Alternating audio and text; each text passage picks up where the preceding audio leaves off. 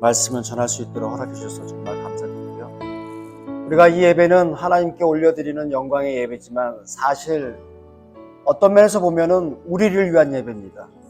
하나님이 기뻐 받아주시는 예배지만 사실은 나를 위해서 드리는 예배 같아요.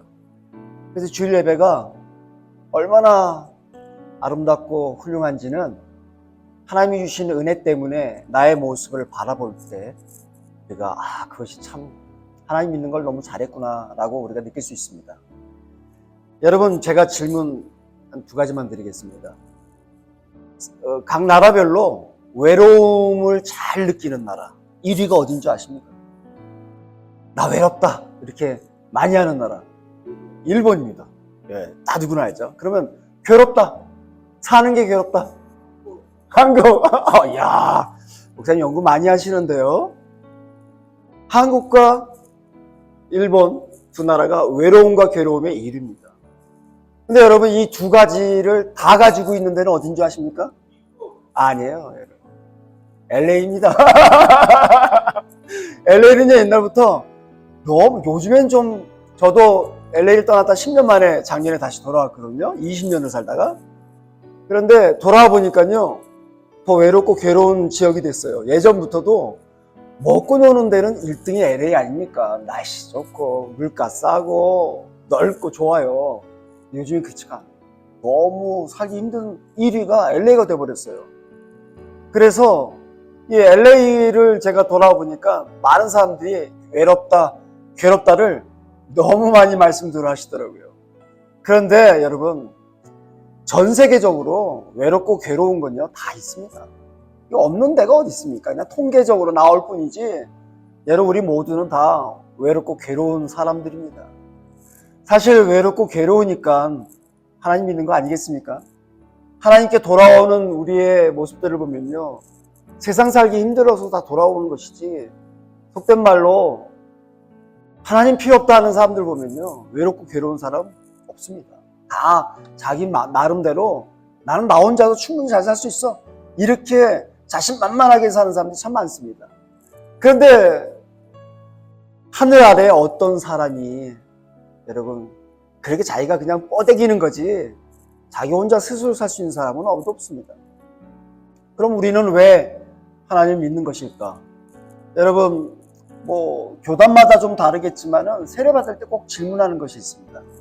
사람이 제일 되는 목적은 무엇입니까? 라고 묻습니다. 우리가 하나님을 믿고 나서 하나님의 사람이 된 이유가 무엇입니까? 라고 물어볼 때 가장 중요한 신앙의 질문과 대답이 있습니다. 여러분 기억하십니까? 하나님을 믿는 목적, 우리가 하나님의 사람이 된 목적은 하나님을 영화롭게 하고 하나님을 기뻐한다라는 것입니다. 그 하나님을 영화롭게 한다는 것은 하나님께 영광 돌리는 삶이 우리가 구원받은 이유라는 것이죠. 그리고 2번째는 무엇입니까? 하나님을 기뻐하는 겁니다. 이 이야기는 굉장히 중요한 이야기입니다. 여러분이 교회 생활 하시면서 우리는 하나님을 위해서 영광 돌리는 선교도 하고 봉사도 하고 예배도 드린다고 말을 하지만 사실 여러분, 하나님이 원하시는 건 거기에 있지 않습니다. 우리가 하나님을 기쁘시게 하려고 신앙생활하는 것이 아닙니다, 여러분. 그걸 아셔야 돼요. 하나님께 아부하고 조롱 떨고 하나님께 헌금 드리고 봉사하면서 하나님 기뻐하실 것 같죠? 안 그렇습니다. 여러분, 제가 그랬죠. 하나님을 기뻐한다고 그랬어요. 하나님을 즐거워한다고 그랬어요. 이거는 하나님을 기쁘시게 해드리는 것이 아니라 하나님 때문에 기뻐하고 즐거워하라는 것입니다. 여기에는 변명과 이유가 없습니다. 어떤 이유나 조건도 상관없이 무조건 하나님 때문에 기뻐하고 즐거워해야만 하나님이 영화롭게, 하나님을 영광스럽게 우리가 사는 것이라는 것입니다. 그러니까 여기에는 나이나 직업이나 어떤 우리의 모양과 모습, 영적인 것 다 내려놓고 하나님의 사람들은 누구나 하나님 때문에 기뻐하고 즐거워해야 한다는 것입니다.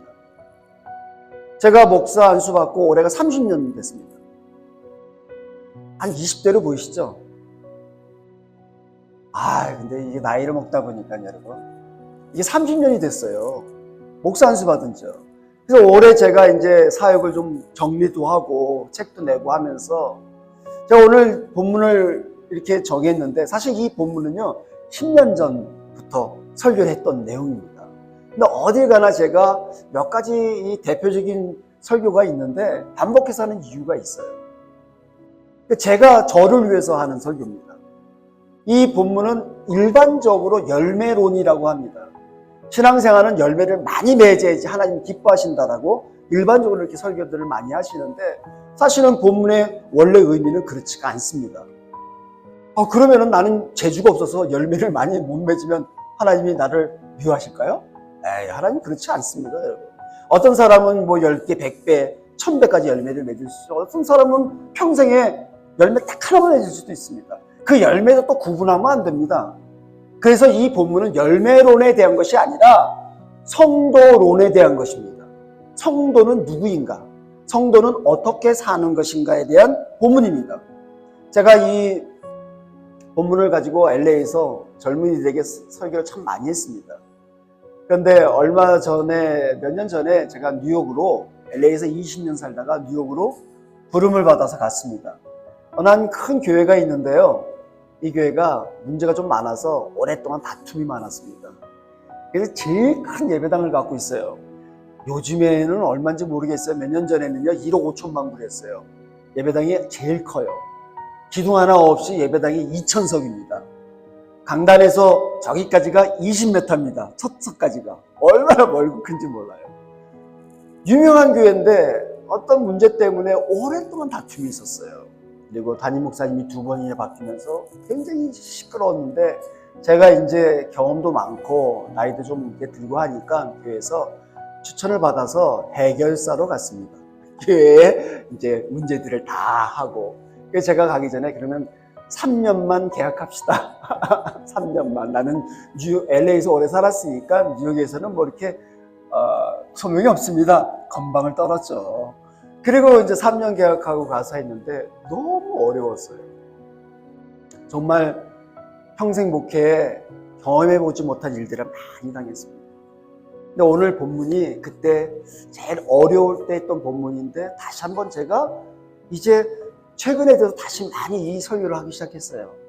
우리가 다시 되돌아가야 될 내가 성도로서 하나님의 사람으로서 어떤 모습이 있어야 될까라는 것을 다시 한번 되새겨보는 것입니다. 여러분에게는 안 맞을 수도 있어요.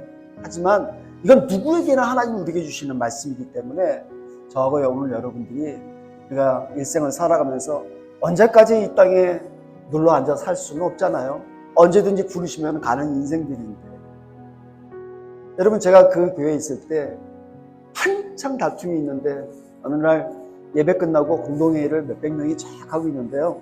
그날도 역시 경쟁이 막 그냥 다툼이 막 있는데 한 번 하시다가 원로 장로님께서 요 앞에 계시다가 쓰러져서 소천하셨습니다.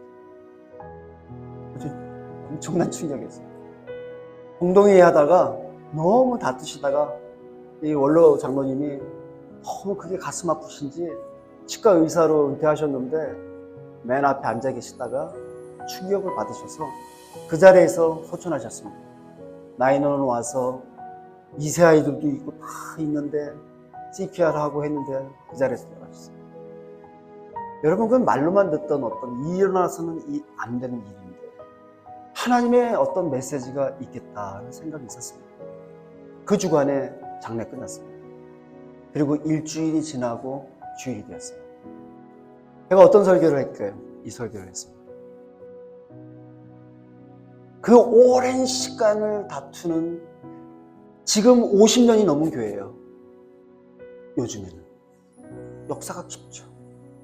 하나님이 많이 부흥케 하셔서 교회가 몇천 명이 되고 예배당도 크고 사역도 많이 했는데 어떤 시험이 들었는지 왜 한 가족이 이렇게 싸워야 되는가?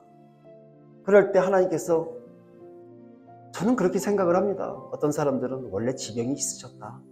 뭐부터 시작해서 말들은 많았지만 근데 여러분 사람들이 우리가 하나님의 사람 일을 하지만은 하나님을 생각하지 않고 우리의 기준과 생각을 하기 시작하면 하나님이 생각나지 않도록 여러분 그 주간에 얼마나 애도의 기간과 슬픔이 있었겠습니까? 그리고 또 일주일이 됐어요. 하나님 주신 예배 시간에 제가 이 말씀을 전하는데 반응이 없으시더라고요. 저는 마음속으로 우리가 회개해야지, 그리고 말씀을 나눴는데 감동들이 없으시더라고요. 그리고 끝나고 내려가서 또 싸우시더라고요. 그리고 제가 결정을 했죠. 그만해야겠다. 그랬는데 여러분, 그 후에 또 역사가 일어났어요.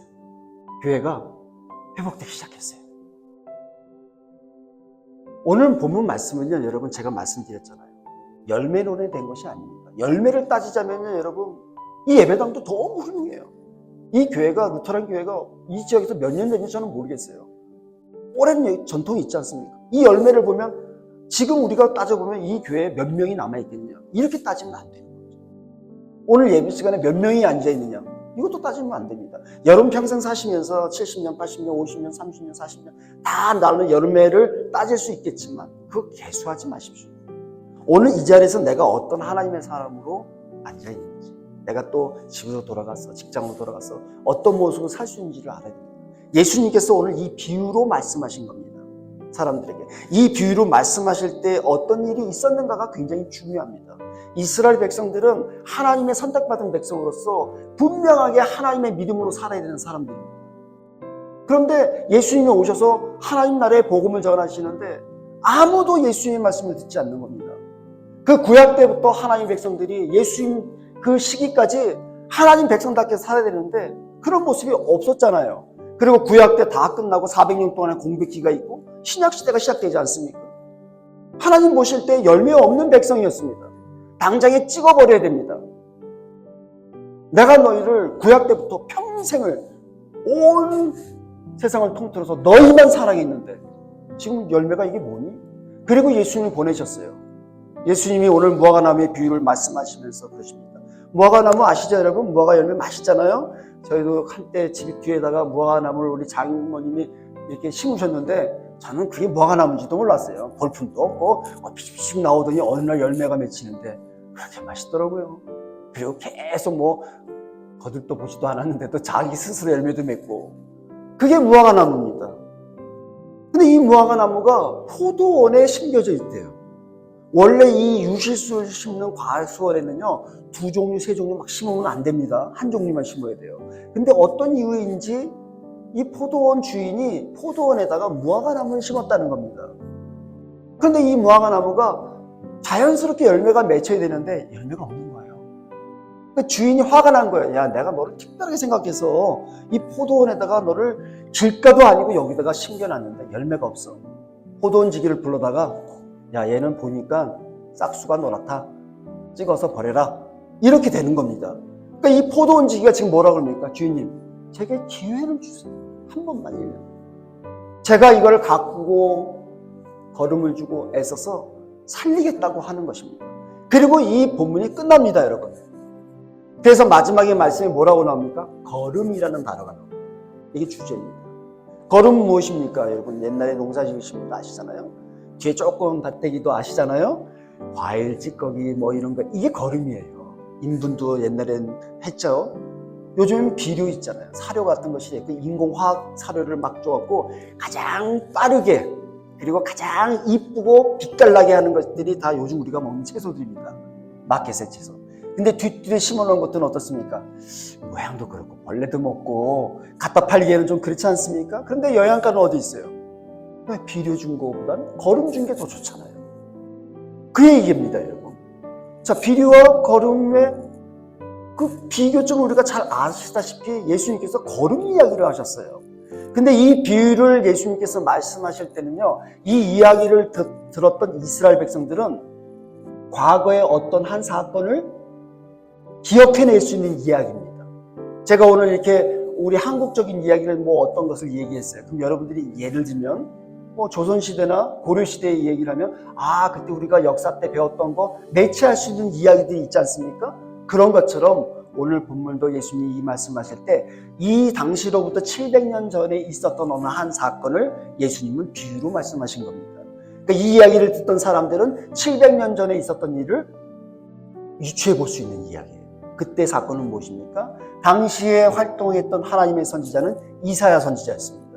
이사야 선지자가 이스라엘 백성들이 너무 하나님 백성답게 살지를 못하니까 우리가 하나님께 돌아가야 됩니다. 말씀으로 돌아가야 됩니다. 우리는 선택받은 하나님의 백성들입니다라고 그렇게 외쳤는데 그 이사야 선지자의 말씀을 듣지 않았습니다. 그래서 아시리아라는 이방 민족에게 침략을 당해서 노예가 되었습니다. 나라가 망했습니다. 하나님 나라가 없어졌습니다. 아시리아는 이 이스라엘 백성들에게 자기들의 말을 잘 듣게 노예로 삼기 위해서 다른 지역에 있는 또 이방인들을 침략해서 잡아다가 이스라엘 민족과 함께 살게 했습니다. 그러니까 그 나라에 이스라엘 백성들뿐만 아니라 온갖 이방 민족들이 다 모여 살았어요. 그러니 하나님만 믿는 이스라엘 백성들이 하나님만 섬기는 제사를 드리지 아니하고 이방 민족들이 섬기는 우상이나 미신들과 함께 짬뽕이 되었다는 겁니다. 섞였어요. 그러다 보니까 이스라엘 백성들의 정체성, 하나님 백성이라는 신분의식이 없어졌습니다.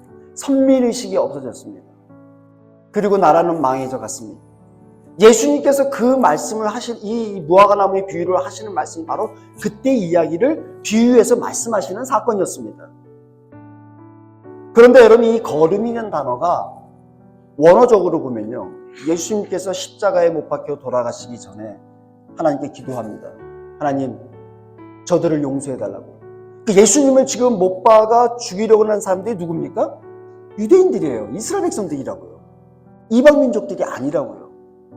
그래서 예수님께서 하나님의 선택받은 백성들이 지금 하나님이 보내신 구세주 나를 하나님의 말씀을 듣지 아니하고 아직도 700년 전이나 지금이나 똑같이 저러고 있습니다.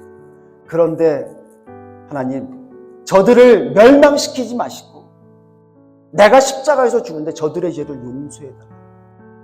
그리고 십자가에서 죽으셨잖아요. 그때 기도문이 거름이라는 원어와 똑같습니다. 그러니까 이 무화과 나무의 거름은 누굽니까? 예수님입니다. 내가 직접 거름이 돼서 그들을 살리겠다는 지금 이 기도가 그 거름이 바로 예수님이셨고 그 예수님의 죽으심 때문에 누가요?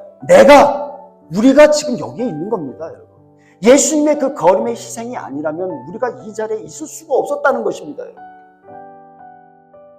그리고 예수님이 돌아가셨어요. 죽으셨어요. 그리고 그 십자가의 복음이 전해져서 지금까지도 계속 전해지고 있는 것이 바로 우리가 전하는 복음이고 우리가 듣고 있는 말씀들입니다. 우린 누굽니까, 여러분? 예수님의 제자라고 하잖아요. 제자는 예수님처럼 살아야 되잖아요. 근데 예수님처럼 살고 있습니까? 맨날 외롭다 그러고 맨날 괴롭다 그러고 못 살겠다 그러고 외롭고 괴롭고 한 가지 더 있어요, 여러분. 요즘엔요 애들도 그렇고요 다 귀찮다고 얘기해요. 이 귀찮은 게 입에 달려가고요. 아이 귀찮아. 오늘 혹시 그러지 않으세요? 남편이 와서 뭐 하라 그러면 아이 귀찮아 저리 가. 그런 얘기 많이 하죠. 애들이 와서 막 치마 그러면 아 귀찮아 좀 저리 가. 이거 부모들이 그래요. 근데 이 귀찮다는 단어는요 원래 의미가요 하찮다는 단어에서 왔습니다. 성가시고 귀찮게 한다는 뜻이 하찮다는 거예요. 하찮다는 건 뭐입니까? 에이 쓸모없는 인간. 이 뜻이에요, 여러분. 이것처럼 험한 말이 없어요. 상대방을 비하시키는 겁니다. 귀찮다는 말은 하지 마십시오. 내가 내 인생, 이 인생 진짜 살기 귀찮네. 그럼 내가 나에 대해서 뭐라 그러는 겁니까? 이 하찮은 인생이 어디 있나? 외롭다는 말도 하지 마십시오. 다 인생이 외롭죠, 여러분. 인생이 다 괴롭죠. 그거 모르고 태어나셨습니까? 네, 모르고 태어났어요. 살다 보니까 이게 외롭고 괴로운 거지. 하나님이 그걸 알고 우리를 구원시키신 거 아닙니까? 근데 야 너는 외롭지도 않고 너는 괴롭지도 않네. 내 자식 될 만해. 그리고 구원시킨 사람 아무도 없습니다. 그런데 구원받고도요. 외롭고 괴로운데도 불구하고 하나님의 자녀로 복된 자녀로 삼아주셨는데 근데 아직도 인생이 귀찮다라고 얘기하면 어떻겠습니까? 내 인생이 어떤 사람입니까? 내 인생이 어떤 인생입니까? 여러분 그래서 뭐라고 그럽니까 여러분?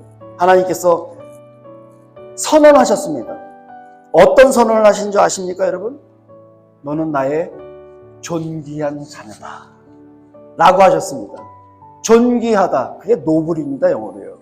성경에 존귀하다는 말이 얼마나 많이 나오는지 아십니까 여러분? 찾아보니까요 와, 하나님이 나를 이렇게 존귀하다라고 고귀하다라고 말씀하시는가. 그래서 제가 책을 하나 냈어요. 요즘 최근에. 노블 라이프라고. 요즘 이제 이 말씀 주제를 가지고 다니기 시작했습니다. 외롭고 괴롭고 귀찮은 인생 맞습니다. 하지만은 우리가 누군지를 확인합시다. 나의 정체성. 이스라엘 백성들이 그 정체성을 느끼지 못해서 하나님을 버리고 도망한 것, 그렇게 우리가 가지 맙시다. 우리는 예수님처럼 존귀한 자로 부르심을 받았으니까 존귀하게 삽시다. 우리가 누굽니까? 여러분, 그 이야기를 좀 해보고 싶어요. 여러분, 오늘 이 주일이 마지막일 수 있어요, 여러분. 저는 그 소천하신 장로님 평생 잊지 못합니다. 그분이 여러분 그날에 하나님 나라에 부르심을 받을 줄 알고 교회에 오셨겠습니까?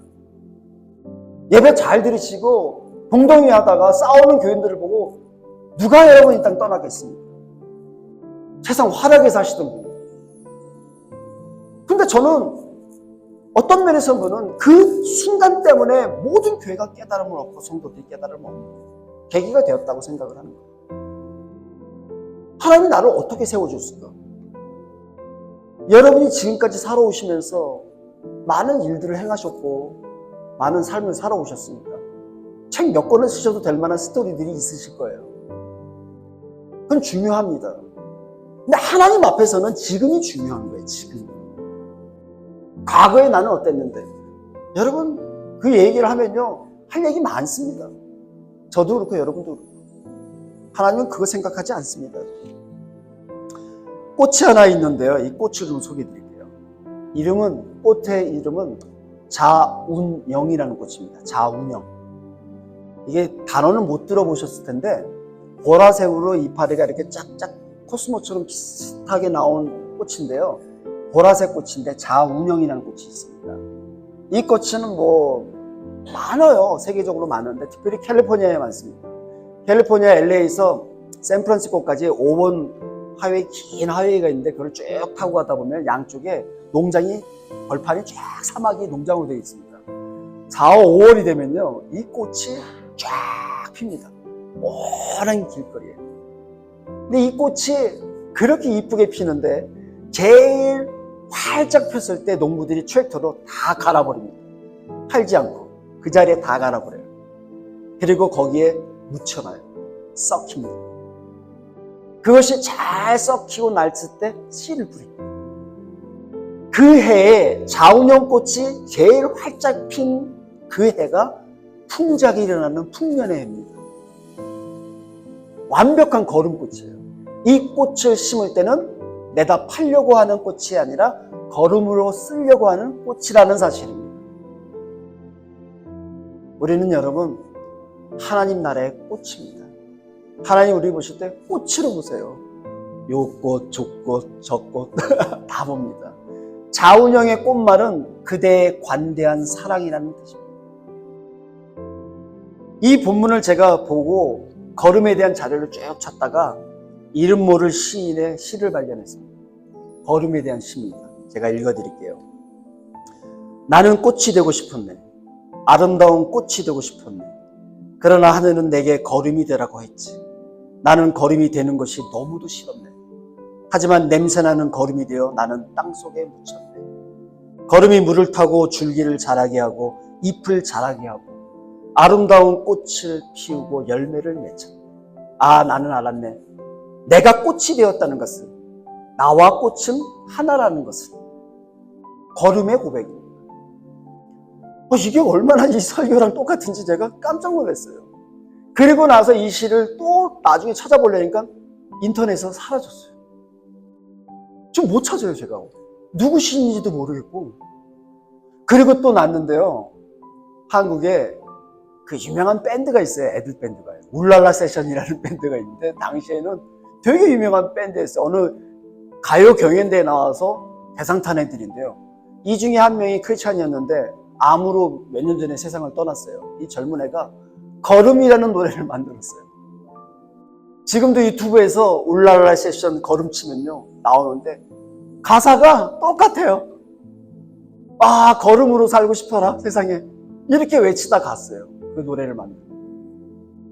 저는 부끄럽더라고요. 내가 목사가 돼서 사는데 내가 무슨 목적으로 세상을 살고 있고 목사가 돼서 어떻게 살고 있는가 보니까 다의 나의 성공, 내 만족, 내가 하고 싶은 일을 그러고 살았더라고요. 근데 말씀은 계속 나에게 너는 꽃이야. 그런데 너는 거름이 되는 꽃이야. 자꾸 얘기하시는 거예요. 그래서 저는 정훈이 씨의 꽃밭에서 노래를 제일 좋아합니다. 꽃밭에서 아시죠? 우리 어르신들. 그 노래가요. 가사만 조금 단어만 바꾸면요. 찬양이 됩니다. 꽃밭에 앉아서. 저는 오늘도 꽃밭에서 설교를 하고 있습니다. 여러분 다 꽃이세요. 이렇게 예배드리다가 여러분 꽃밭에 앉아서 하다가 그님이 오시는 날에 주님이 오시는 날에 이렇게 떠났으면 좋겠다. 오늘 주님이 오시면 예배드리다가 주님이 오시면 야 이거 좋지 않을까요? 그 노래가 너무 은혜가 되더라고요. 가요에서. 이거 이상하죠? 근데 주는 메시지가 있잖아요. 여러분 다시 한번 오늘 기도하세요. 하나님 꽃으로 살게 하시니 감사합니다. 호박꽃도 꽃이랬는데 무슨 꽃도 꽃이랬는데 꽃이 서로 자랑할 일이 있습니까? 꽃이면 되는 거죠. 우리가 하나님 나라의 성도면 되죠. 뭘 따집니까? 여러분 교회는요 맞는 사람끼리 다니면 그건 교회 아닙니다. 교회는 싸워야 돼요. 여러분 싸우는 교회 제가 여러분 그런 일까지 당했는데요. 여러분 어떻습니까? 그래도 교회예요. 뭐만 확인하면 돼요. 우리가 누군지만 확인하면 돼요. 그리고 돌아오면 돼요. 희생입니다. 걸음입니다. 집에 가서 그렇게 사십시오. 직장에서 그렇게 사십시오. 하나님은 그 일을 위해서 우리를 부르신 거예요. 세상에 걸음이 되라고. 세상에서 편하게 살고 세상에 누릴 거 다 누리고. 여러분 하나님이 주시는 복을 누리는 건 되게 중요하지만 내가 예수 믿고 하나님 믿고 세상 예수 믿지 않는 사람들과 편하게 살려고 하면요 그건 안 됩니다. 불편한 게 왜 불행입니까? 편한 게 왜 행복이에요? 그거 속으면 안 되죠. 우리는 불편해도 되고 행복해도 되고 편안해도 되고 불행해도 돼요. 그거 상관하지 않는 사람들이에요. 예수만 믿으면 하나님만 계시면 되죠. 하나님이 우리의 누구신데요? 아버지시고 창조주 하나님이신데요. 그거 말고 뭘 구할 수 있겠습니까?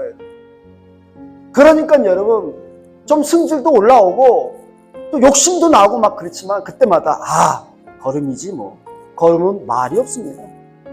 죽으라는 거예요.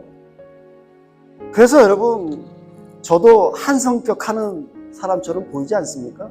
승깔 있게 보이잖아요. 학교 다니다 보면 신학교 다닐 때도요 맨 뒤에 앉아갖고 폰 딱 잡고 앉아 있었어요. 아무도 3개월 동안 얘기를 안 거래요. 날카롭다고. 근데 알고 보면은 순둥인데 모양이 그렇게 보이나 봐요. 그러니까 일단은 겉모습 보고 손해를 많이 보는 사람이에요. 그래서 한때는 여러분 혈기로 살았죠. 얼마나 자랑할 게 많은지 내 밑에는 다 깔아야 되는 거예요. 근데 그게 얼마나 어리석은 일인지 몰랐어요. 이 10년 전부터 이 말씀을 보면서 여러분 하나님께서 나에게 주시는 말씀이 있어요. 이사야서 49장 5절 말씀입니다. 제가 읽어드릴게요. 나는 여호와 보시기에 존귀한 자라. 나의 하나님이 나의 힘이 되셨도다. 라고 이사야 선지자가 했어요. 자, 누가 보기에 나는 존귀한 자라고요? 하나님 보시기에입니다.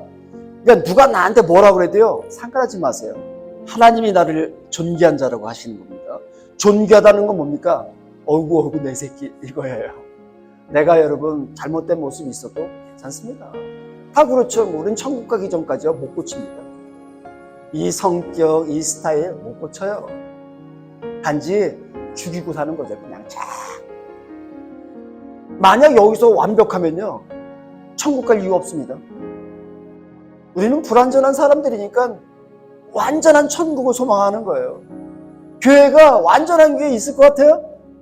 없습니다. 찾아가 보십시오. 그래서 저도 좀 완전한 교회 만들려고 애썼는데 그게 됩니까? 안 되더라고요. 다 포기해야 돼요. 한 말씀 더 드리겠습니다. 이사야서 32장 8절입니다. 똑같습니다. 존귀한 사람은 고귀한 일을 계획하고 그 고귀한 뜻을 펼치며 살아야 된다. 자, 존귀한 자로 부르심을 받았어요. 이게 성도입니다. 그러면 그 성도는 고귀한 일을 계획하고 이루어 나가야 됩니다.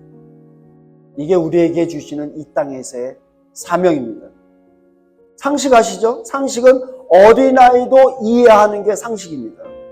우리의 믿음은 상식 바뀌거나 미치면 안 됩니다. 우리는 상식 이상의 믿음을 가진 자들입니다. 그런데 우리의 행동과 말과 모든 것들이 상식 이하면 믿음 없는 겁니다. 상식부터 따지십시오. 이것이 상식인가? 하나님의 말씀과 내 믿음이 상식 이하라면 문제가 있는 겁니다. 상식은 학교 안 가도 됩니다. 어릴 때부터 알고 있는 것입니다. 용변은 화장실, 쓰레기는 안 버린다. 그거 아시죠? 길 가다가 기분 나쁘다고 치지 말아라. 그거 아니에요. 이거 상식인데 이거 밑에 성도가 일을 한다면 구원의 확신을 점검하십시오. 전 그게요. 딴 거 할 거 없어요. 구원 받으셨는지 확인하십시오. 그 믿음이 하나님이 주신 믿음인지 내 믿음인지 확인하십시오. 그래서 뭐라 그럽니까? 하나님을 영화롭게 하는 일은 하나님을 기뻐하는 것입니다. 기뻐하고 즐거워하는 것입니다. 하나님을 기쁘시게 해드리려고 막 그러지 마십시오. 어린아이가요, 놀이터에서 시소가 다리 타고 올라가는 데 있잖아요. 애들이 막 사다리 타고 올라가서 거기서 점핑을 하려고 그래요. 아니면 좀 높은 데서 아빠 팔 벌려봐, 내가 뛸게. 그럼 뭐야, 애는요 무조건 뜁니다. 준비도 안 됐는데. 잠깐 그런데 그냥 뛰어. 애들은요. 왜? 아빠가 받아줄 걸 믿고. 그렇죠? 그게 믿음이에요. 그냥 무조건 뛰는 거예요, 애들은요. 그게 왜 제가 이 말씀을 드립니까? 성도는 그런 사람들이거든요. 그 어떤 일에 뛰어야 됩니까? 걸음으로 뛰어야 돼요. 다른 일에 뛰시면 안 됩니다. 예? 말도 그렇고 행동도 그렇고 하나님 품으로 뛰어드는 거예요. 거기에는 하나님, 내가 돈도 없고 힘도 없고 나도 나이도 먹고 배운 것도 없고 막 따질 일이 없어요. 그냥 푹 뛰는 거예요. 그냥 수영장에서 아빠가 손 들고서 그냥 물로 확 뛰어드는 거예요. 수영도 못하는 애가. 근데 어떤 애가 그럽니까? 아빠 잠깐만, 아빠가 준비가 되셨습니까? 내가 뛰려고 그러는데 갖가지 따져요. 그리고 마지막으로 얘기해요. 아빠, 내가 뛰면 뭐 줄래? 그 어린아이입니까? 그 어린아이 아닙니다. 그 영특한 아이거나 아니면 좀 이상한 애지. 그걸 하나님한테 먼저 얘기를 해요. 내가 뛰면 아빠가. 그런데 우리가 그렇게 살아요. 내가 이렇게 뛰면 점프를 한 2번 돌릴까? 그리고 멋지게 팔을 벌리고 뛰니까 그러면 아빠가 얼마나 좋아하실까? 이거 계산 다 해요. 그리고 아빠가 기뻐하면 나에게 돌아오는 선물은 무엇일까? 그거 순수하지 못한 애예요. 그건 애가 아니라 애 어른이라고 합니다. 근데 아빠가 됐는데 애가 막 그렇게 얘기해요. 조건을 달고 따지고 막, 와, 이거 한 대 쥐어받고 싶죠. 이게 내가 아무리 내 자식이지만. 여러분, 이게 하나님을 기쁘시게 해드리려고 하는 사람들의 잘못된 모습이에요. 하나님을 기뻐하는 아이는요, 아버지만 생각하고 그냥 딴 거 생각 안 해요. 근데 아버지가 그거 보고 좋아하는 거예요. 그게 하나님이 영광 받아주시는 일입니다. 그 아이가 얼마나 재롱을 떠느냐, 모습을 떠느냐, 재주를 갖고 있느냐, 뭐 선물을 뭘 사왔느냐, 그거 아니에요. 자식이 있는데 얘는 뭐 선물 사왔고 얘는 뭐 선물 사왔고, 이거 따지는 부모가 부모겠습니까? 이 못난 자식 그래도 연필 한 자루 갖고 왔어. 아빠 선물이야. 그 주는데 이 자식은 뭐예요? 아버지 일해서 용돈에서 무슨 백화점 선물을 사왔어요. 이거 따지는 아빠 없습니다. 근데 우리는 마치 내가 하나님인 것처럼 하나님을 판단해버려요. 이러면 기뻐하시겠지. 이건 거름이 아니라 자기가 꽃인데 자기 마음대로 핀 꽃이야. 그래서 내가 이런 꽃이니까는 어떻게, 하나님 이 꽃처럼 사랑해야 돼요. 저 꽃은요 길가에 핀 꽃이에요. 나는요 하나님 곱게 핀 꽃이에요. 그러니까 저 길가에 핀 꽃하고 어떻게 나를 같이 수준에 놓으시려고 합니까? 문제 있죠, 여러분. 오늘 말씀 나누면서 저하고 여러분이 오늘도 하나님께서 기회 주셔서 주일이 스타트하는 날 아닙니까?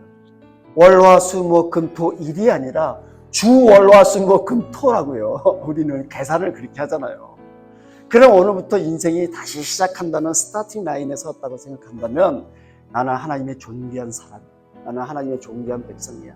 예수님도 걸음으로 살다가 죽었는데 내가 왜 여기서 영화를 누리려고? 나도 걸음이 되보자.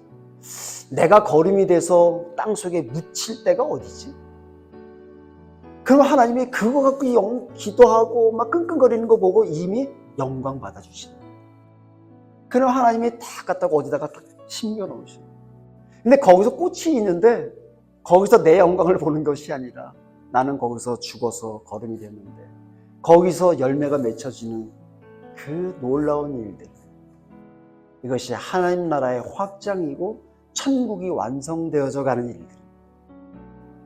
오늘 우리 함께 서로 다 모르고 서로 다 다르지만 하나님 나라의 한 백성으로서, 한 자녀로서, 가족으로서 여러분 우리가 한 마음 품고 어떻게 하나님 나라를 쓰실까 기대하시고 고대하시고 살아가기를 축복합니다.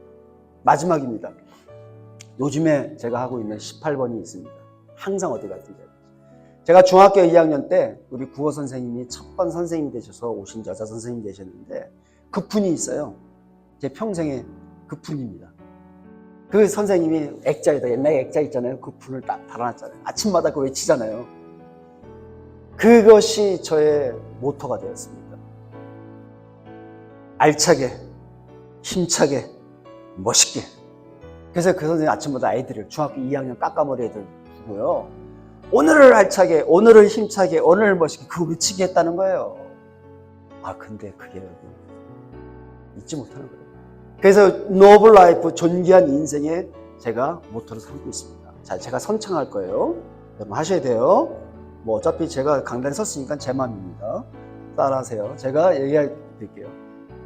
하나님의 존귀한 나의 인생이라고 제가 선창을 해드릴 거예요. 그럼 여러분들은 알차게, 힘차게, 멋있게, 알, 힘, 멋입니다.